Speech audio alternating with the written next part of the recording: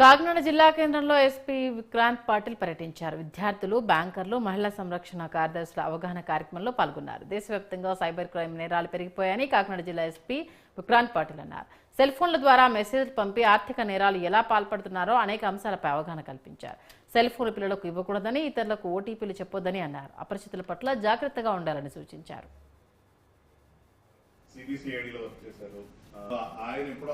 ఆ టైంలో మా అమ్మ చెప్పిన ఒకే ఒక ఇదేంటంటే under the name I'm cyber aware. So చాలా ఆలోచించి ఈ యొక్క పేరులో తీసుకురావడం జరిగింది.